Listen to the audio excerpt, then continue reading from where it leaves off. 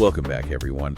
It always kind of blows my mind how these X-Men stories, with all the superpowered mutants and crazy villains and stuff, can actually make you think about what it means to be human, like on a deeper level. Yeah, absolutely. And that's totally what we're going to be diving into today with this book, X-Men and Philosophy. It's like, seriously, astonishing insight and uncanny arguments in the mutant X-verse. That's the subtitle. Catchy. Right. So, this book is basically using these philosophical ideas to really understand the whole mutant experience, right? How does being a mutant, being different, make us rethink what we consider normal, what we value? It gets kind of deep. It really does. And one of the things that really stood out to me reading this book was this whole idea of passing. Can mutants blend in? Can they hide who they are? Oh, yeah. Like the Morlocks, right? They're like, nope, we're sticking to the sewers. The world's too scary up there. Yeah. Makes you wonder, is it worth it? Trying to fit in if it means hiding a part of who you are. Right. It's a question that goes way beyond comic books, don't you think? Think about all those real-life groups who've been told to change, to assimilate, just to be accepted. Totally. And it's not just about, looking different either, right? The book talks about Wolverine and Mystique. They can kind of control how people see them. So it's like, when do you choose to reveal your true self? Right. And when do you wear a mask, so to speak? It's like they're constantly deciding, do I fit in or do I stand out? Really makes you think about how complex identity can be. For sure. And who gets to decide what normal even is, right? I mean, that's a question the X-Men are always throwing at us. And speaking of identity, can we talk about Wolverine for a second? Because this dude's whole deal with the amnesia and coming back from the dead all the time, total mind bender. Oh, yeah. I mean, if you can't remember who he is he even the same Wolverine every time? The book actually gets into some seriously deep philosophy here, talking about this guy, John Locke, and his ideas about consciousness. Right. So Locke basically thought that our memories are what make us us. He even uses this crazy example that's kind of like Professor X and Cassandra Nova swapping bodies. Yeah. If your mind, your memories went into someone else, would you still be you? Whoa. So like Freaky Friday, but with mutants. Exactly. So the book asks, what happens when you apply that to Wolverine? I mean, every time he loses his memories, which, let's be honest, happens a lot, is he technically a new person? Wow. That's actually kind of sad when you think about it. He's always trying to figure out who he is. It really is. He's searching for a past that might not even be his, if we're being real about it. It's like this tragic irony, right? Yeah. Trying to reclaim his past when every time he dies, it's like hitting the reset button on his identity. Exactly. But, okay, we've got to talk about the ethics of power in the X-Men universe because things get seriously complicated there. Oh, yeah. The book uses Mr. Sinister as an example. Talk about bad choices. Because he makes a deal with Apocalypse, like the ultimate villain. Right. It's like, what would you give up for knowledge, for power? Exactly. It's a classic Faustian bargain, right? Yeah. And the book uses that to get into these real-life questions about science and ethics. Like, how far is too far when it comes to things like genetic manipulation? And it's not like a simple answer either. I mean, Sinister does eventually help the X-Men defeat Apocalypse, but at what cost, right? Does the end justify the means? That is the question, isn't it? It really is. And it's one of those questions that the X-Men forces us to confront. Sometimes there are no easy answers when it comes to good and evil, right and wrong. It's messy. Totally.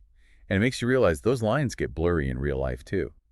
But before we go totally down a rabbit hole of ethics, I got to ask you about Jean Grey. She's got to be one of the most powerful mutants out there. Oh, absolutely. And the book takes this really interesting look at her through, an existentialist lens. You imagine having that much power, knowing that one wrong move could, end the world. It's like, what's the point of free will when the stakes are that high? That's what Jean's always struggling with, right? Yeah, totally. Her story really makes those big questions about purpose and responsibility hit home, don't they?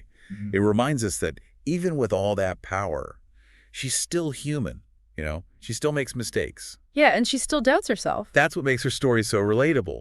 It's like, no matter how powerful you are, you're still bound by the human condition. It's the human element that makes the X-Men so compelling, don't you think? Absolutely.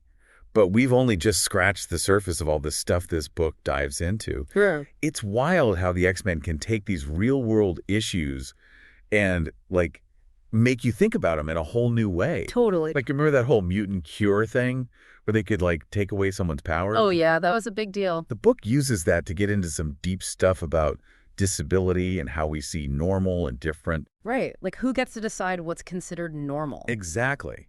And how often are we just afraid of what we don't understand? Totally. It's like those fears can lead to prejudice, Right. in the X-Men world and in our world, too. Absolutely. And it makes you realize that diversity isn't something to be afraid of. Like, differences should be celebrated, not erased. 100%. And the book connects this to the social model of disability, which I thought was super interesting. Oh, yeah. Tell me more about that.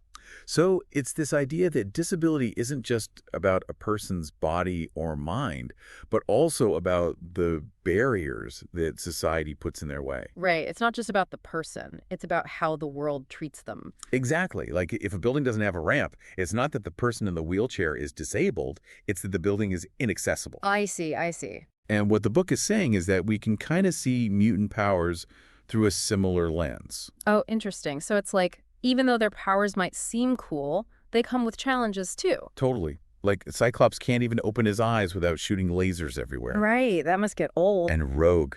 Forget about a hug. She absorbs powers through touch. Wow. That's a really different way to think about it. Yeah, so the book argues that maybe instead of calling them superpowers, we can see them as just different ways of experiencing the world. Some of which, yeah, come with their own unique obstacles. Right, and maybe instead of trying to fix those differences, we should focus on creating a world where everyone can thrive regardless of their abilities. 100%. Okay, but speaking of navigating a world that's afraid of what's different, can we talk about Magneto for a sec? Oh man, Magneto. Where do we even begin? Right, he's like the ultimate example of a complex character. Is he a villain? An anti-hero? He really makes you think about the whole hero-villain thing, doesn't he? Like, where's the line? The book actually makes a really strong case for understanding his motivations, even if we don't agree with his methods. And his backstory is intense. A Holocaust survivor. I mean, talk about shaping your worldview? Right, like imagine going through that kind of trauma, seeing that level of hatred and violence firsthand. It makes sense that he'd be distrustful of humans. Totally.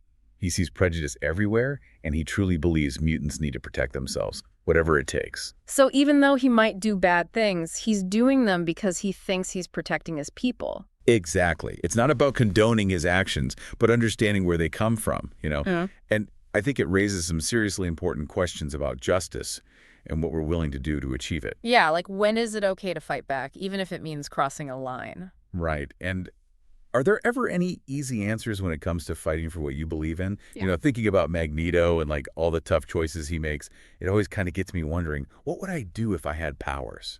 Would I be a hero, a villain? What kind of mutant would I be? Right, like it's the ultimate what-if scenario, isn't it? Totally. Yeah. So, if you could choose any mutant power, what would you go for?